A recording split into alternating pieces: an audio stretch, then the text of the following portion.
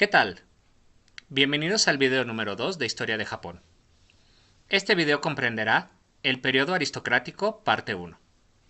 Este curso es para la presentación del examen de conocimientos acerca de Japón, organizado por el Instituto Tecnológico Autónomo de México ITAM y la Academia Mexicana Tokio Tanaka Asociación Civil. Vamos a ver el temario. La época aristocrática, que está conformada del siglo VI a 1192, está dividida en tres grandes ramos. La era Yamato, que es desde el siglo VI al año 710. La era Nara, que está dividida del 710 al 794. Y por último, la era Heian, que está dividida del 794 a 1192. Cabe mencionar que también veremos un poco de los eventos que ocurrían en México en esas épocas. Veamos la era Yamato ahora con más detalle. Se forma un estado. Antes de formarse este estado, existían diferentes clanes poderosos en Japón. Estos clanes poseían grandes extensiones de tierra y también tenían poder económico. ¿Por qué Japón se unió? Entre otras muchas razones, por amenazas de invasión de China, Corea y Mongolia. Necesitaban unificarse ante esas amenazas. Para ello el gobierno adopta las dos doctrinas oficiales que Japón cuenta hasta el día de hoy.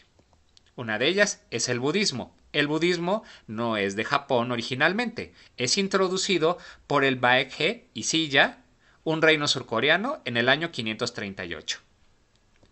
Y obviamente tenemos el sintoísmo, que son creencias autóctonas de Japón. Que de ahí venga el concepto del emperador que hasta ahora tenemos.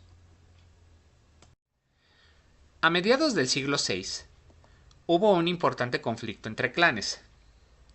El más notorio es el conflicto que hubo entre el clan Mononobe contra el clan Yamato y Songa en el año 587. El clan Mononobe no quería la influencia del budismo sobre el gobierno, pero era tan poderoso que el clan Yamato y Soga tuvieron que hacer una alianza para derrocarlos. Después de que se logró derrocar al clan Mononobe, en el año 603 se dictaminó el sistema de 12 rangos cortesanos para restablecer el orden en Japón. Más tarde, en el año 604, un año después, se generó el Código de 17 artículos que establece las bases morales y para poder fundamentar lo que es ahora el budismo. Para consolidar el país, se tuvieron que tomar varias decisiones importantes. Entre ellas, cómo se tenía que distribuir la tierra. En el año 652, el príncipe Naka abolió la propiedad privada de los arrozales. Esto lo hizo porque deseaba que el gobierno centralizara la distribución de la tierra y por lo tanto la riqueza. Otro evento importante que ocurrió en Japón es la acuñación de la primera moneda y la proclamación de los códigos Taihō en el año 710. Este código Taihō son los primeros que generan leyes penales, administrativas y recaudatorias dentro de Japón. Mientras tanto, ¿qué es lo que pasaba en México? Antes de que muchos respondan que eran los aztecas, bueno, en la época del siglo VI todavía no era el auge azteca. Principalmente era la cultura maya, que se encontraba en Tikal y en Calakmul. En esa época, en el periodo clásico de la cultura maya, se generaron grandes innovaciones también con respecto a la distribución de la tierra y del gobierno. Veamos ahora la era Nara, conformada del 710 al 794. Como ya habíamos explicado anteriormente, se consolida el poder imperial frente al exterior, debido a potenciales peligros de invasión por parte de los tres países antes mencionados. En esa época estaba la dinastía Tang en China, conformada por el 618 al 906. China, al ser la meca de la cultura asiática, hizo que Japón, después de consolidarse, enviara muchos estudiantes a China a aprender el idioma y aprender las costumbres. De ahí que venga la influencia en la escritura y por lo tanto a la hora de aprender chino, los japoneses pues hacían su acordeón y utilizaban lo que ustedes ya conocen, sí, el katakana. Y después evolucionó el hiragana. Otra cosa importante es el uso de la mitología japonesa para consolidar el poder.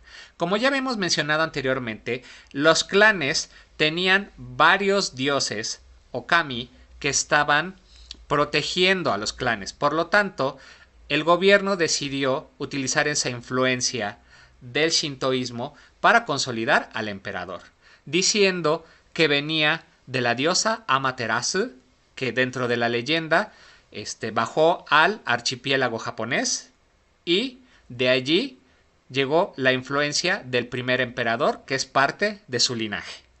Obviamente que el primer emperador está localizado antes de Cristo. Otra parte importante de la era Nara es la redacción de crónicas oficiales de la historia de Japón. Entre ellas se encuentra uno de los principales documentos que se publicaron en la época, que es el primer texto en japonés con la adaptación de la fonética china, conocido como Kojiki. Después se creó una traducción de estos documentos, pero en chino para extranjeros, al cual se le llamó Nihon Shoki. Como ya habíamos mencionado anteriormente en esta presentación, el gobierno decidió que el uso de suelo de los arrozales se controlara de manera centralizada. Por lo que después hubo un pequeño deterioro de la administración centralizada. Este se conformó del año 723 al 743. Muchos campesinos estaban inconformes con dicha manera de distribución de la tierra. Para ello el gobierno intentó una reforma agraria en la cual estuvo dividida en dos partes. El primer intento, en el año 723, la propiedad se podía poseer por 3 generaciones y después se tenía que devolver al gobierno. Entonces sería como una versión centralizada, pero a mediano plazo. Eso no les pareció mucho a los campesinos y hubo un segundo intento por parte del gobierno en el año 743 en que por primera vez se acepta la propiedad privada. Mientras tanto, ¿qué es lo que pasaba en México? Bueno, todavía los aztecas no hacían gala de su presencia, pero sí, los toltecas en Mesoamérica jugaban un papel importante en el control de Mesoamérica junto con los mayas. Por lo tanto, estas culturas crecieron de una manera importante. Por último, veremos la era Heian, conformada del año 794 al año 1192. Se funda la capital Heian. Esto se debe, entre muchos otros factores, a algunos escándalos en los cuales la familia imperial se vio involucrada con algunos monasterios. Es por eso que la familia imperial se traslada a una nueva capital, Heian, que ustedes ahora conocen como la ciudad de Kioto. Esta ciudad fue la capital de Japón por mucho tiempo antes que Tokio. Otra parte importante es que oficialmente la cultura japonesa empieza a florecer tal cual es, la cultura propiamente japonesa. Después de recibir la influencia de China, por fin empieza a tener rasgos distintivos del país. Otra parte importante es la influencia del clan Fujiwara. Como ya habíamos mencionado anteriormente, la repartición de tierras formó parte importante dentro de los conflictos que tenía el gobierno para tratar de estabilizar el país. Pues ahora nuevamente se toca y se reorganiza la repartición de tierras. Antes se había aceptado la propiedad privada, pero el gobierno decide que nuevamente se tiene que volver a la centralización de tierras. Entonces, ¿qué es lo que hacen los dueños para evadir esos impuestos o para evadir ceder sus tierras? Bueno, lo que hacen es que se lo donan a los nobles y monasterios. ¿Por qué? Porque los dos estaban exentos de impuestos. Esto generó que la aristocracia se tuviera que proteger un poco más, por lo que se generó la aristocracia militar, dentro de los cuales se encontraba la familia Fujiwara. La familia Fujiwara es importante, entre muchas razones, porque estaban altamente educados, tenían un respeto importante al linaje imperial, tenían muy buen desempeño en la corte y, por supuesto, tenían un apoyo importante a la familia imperial.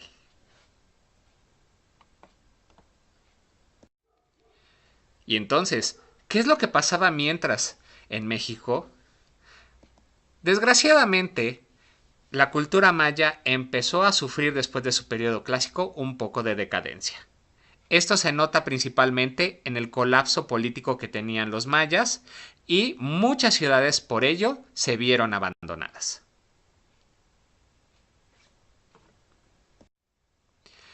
¿Qué es lo que pasó con la familia Fujiwara y la familia imperial?